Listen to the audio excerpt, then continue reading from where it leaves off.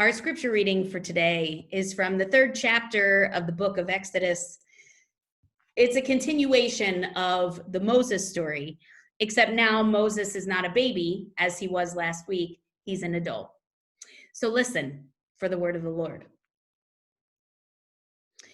Moses was taking care of the flock for his father-in-law Jethro, Midian's priest. Moses led his flock out to the edge of the desert and came to a mountain called Horeb. The Lord's messenger appeared to him in a flame of fire in the middle of a bush. Moses saw that the bush was in flames, but it didn't burn up.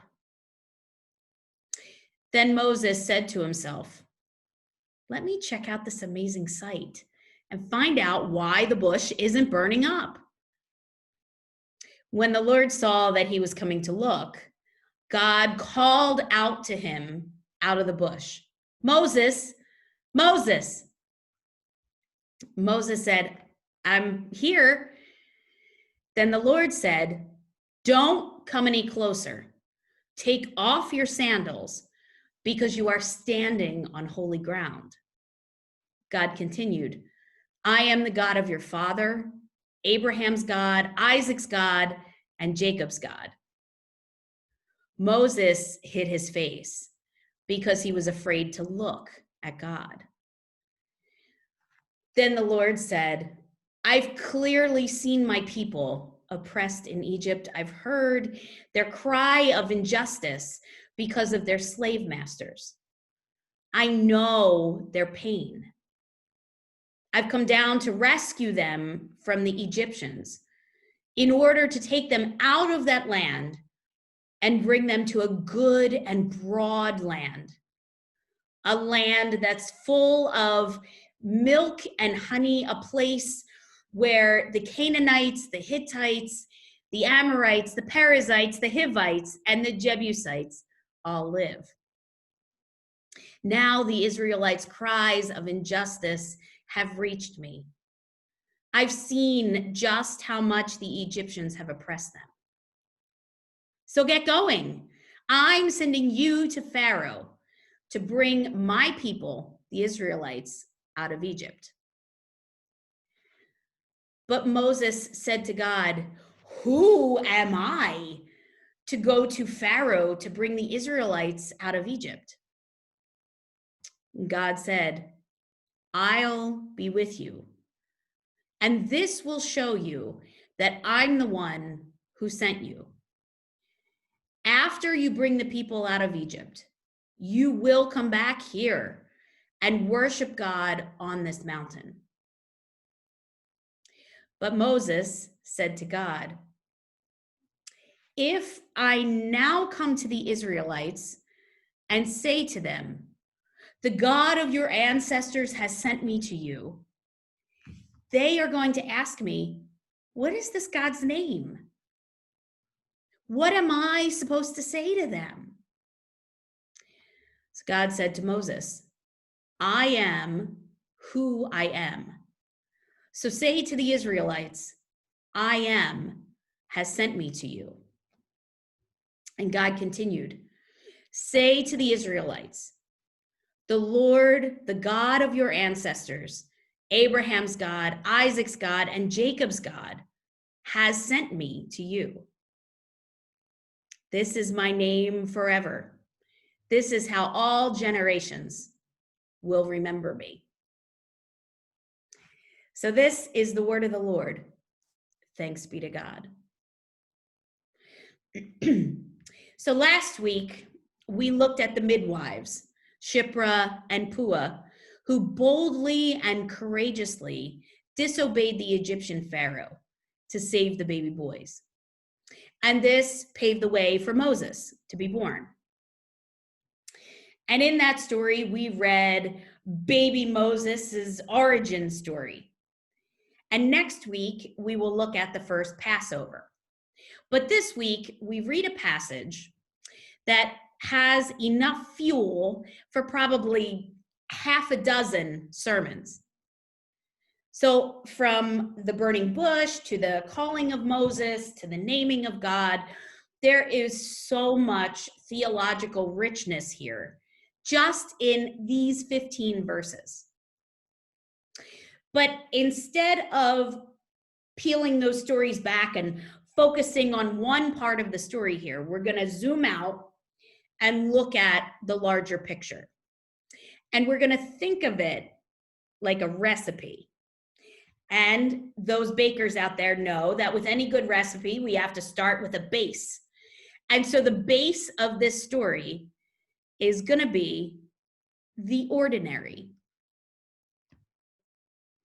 So the calling of Moses, which involves God in this flame that does not consume the bush, and the later naming of God, when God says, I am who I am. This whole scene takes place at a mountain called Horeb, which probably doesn't mean a lot at first. And part of the reason it probably doesn't mean much is because Horeb is ordinary. It's a wasteland, it's a wilderness, it is not habitable territory.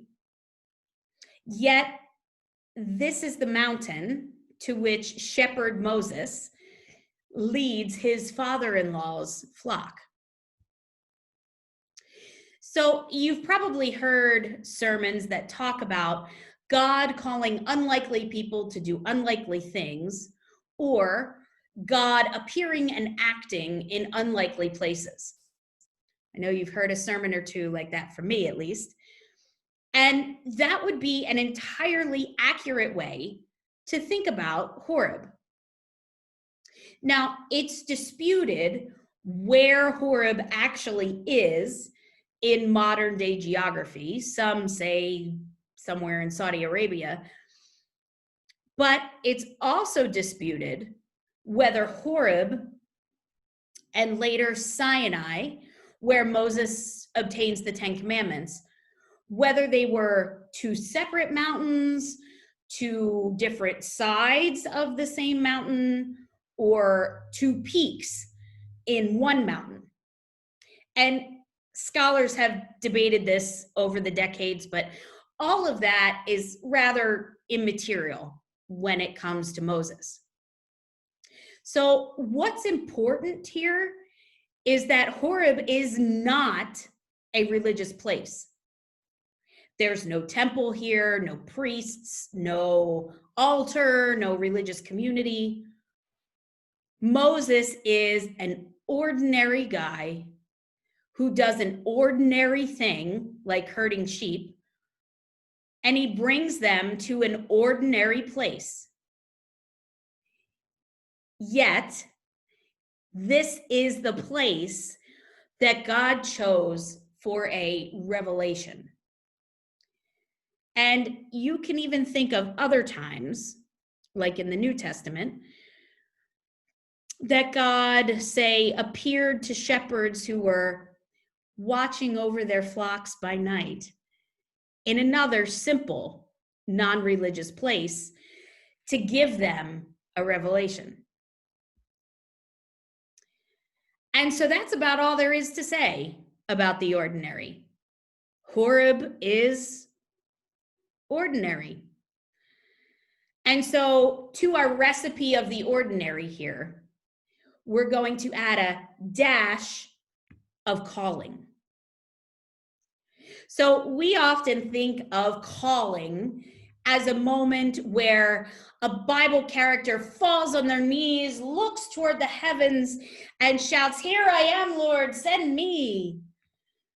And then they just go on to live a life, a rich life full of God's blessings.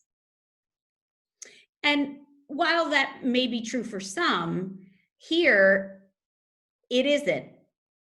For Moses to see the bush, to hear God speaking and believe what God is telling him, that's to see, to hear, to believe, it's not enough. Because those are all passive things. But here, God is calling to action. And It's a call to action in the socio-political sphere. God is not calling Moses to the office of a priest or any specific role in the church.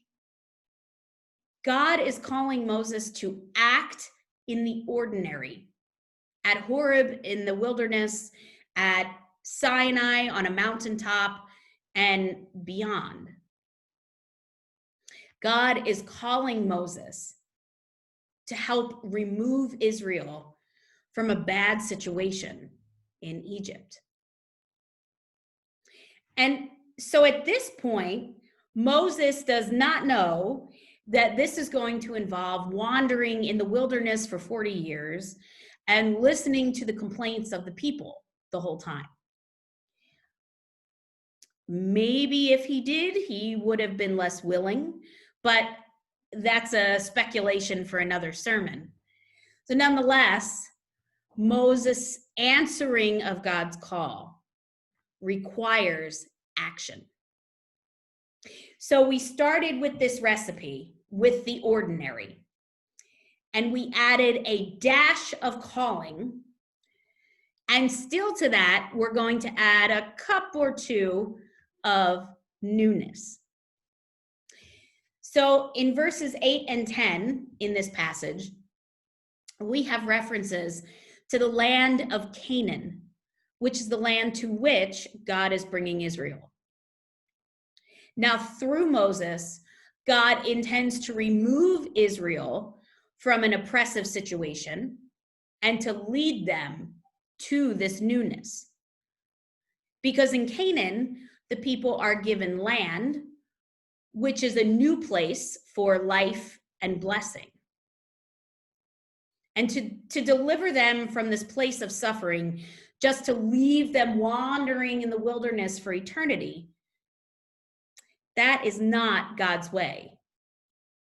Instead, deliverance for God is not to deliver people from something, but to deliver them to something.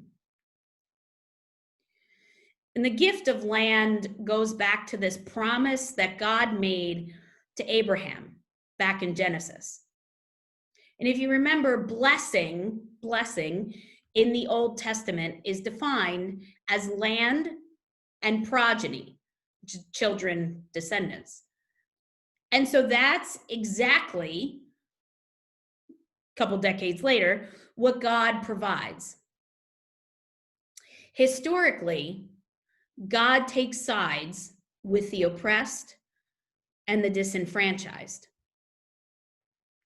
God doesn't take the side of Egypt or the Babylonians later on, or Herod even later on, or any of the powers who rose to power just to be powerful. Instead, God takes the side of the oppressed, which is an ultimate expression of empathy. God enters the suffering of God's people and makes it God's own.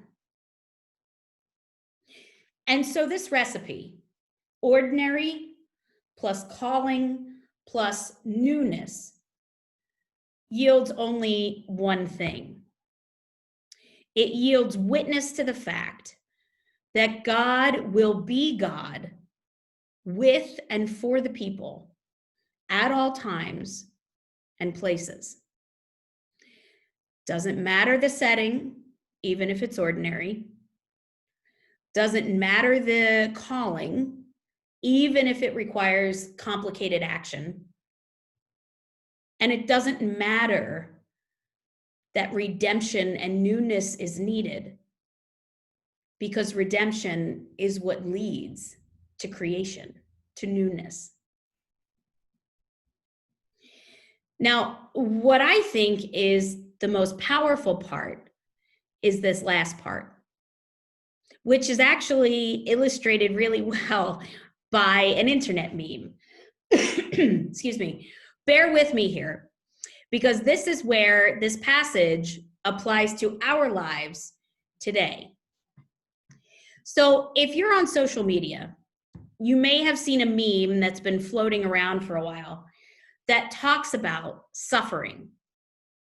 So it's a photo of a dog with a plastic cone around its neck, the kind of cone that's put on an animal's neck to keep them from licking or chewing on themselves after a procedure.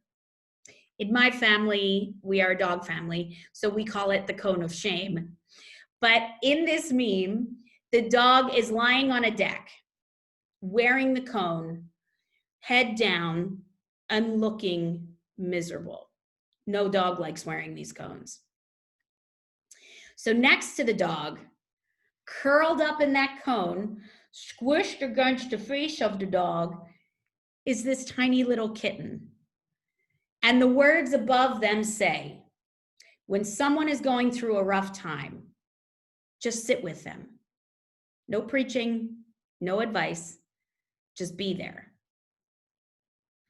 So that's the meme. And though it's hard to do, to just be with someone, because we want to fix the situation, we want to rescue them. But this idea of being there, just being, is the model that God provides for us in this story and in other instances in the Bible. Because when we see someone suffering, we want to say the right thing to bring them comfort and to facilitate healing. We want to make things better so that they don't have to suffer and we don't have to see them suffering. But illness and grief and hard times, they just don't work that way. We don't have any magical spells to fix things. And I don't know about you, but we often have trouble finding the right verse in the Bible that speaks to exactly what's going on when someone is going through something. And so what we tend to do is fall back on cliches like, God needed another angel in heaven. And when we say things like that, it ends up being more hurtful than helpful. And so the reality of this is that we are not God. We can't transform the ordinary into something miraculous. We cannot rescue people single-handedly from oppression and give them redemption. And we certainly can't create things new like God can. But that doesn't mean we can't come alongside those who are hurting and just be with them in an ordinary space. So while God can take an ordinary setting, add a dash of calling and a sprinkle of newness, and send an entire people on a journey that will ultimately rescue them from oppression, we can't do any of that. But here's what we can do. We can listen to the stories of others. We can believe when others tell us how they're hurting. And we can just be with our siblings in this life who are hurting. As I said, there is a whole lot in this passage. But what I hope you take away from it is that God will be God with and for the people at all times and in all places.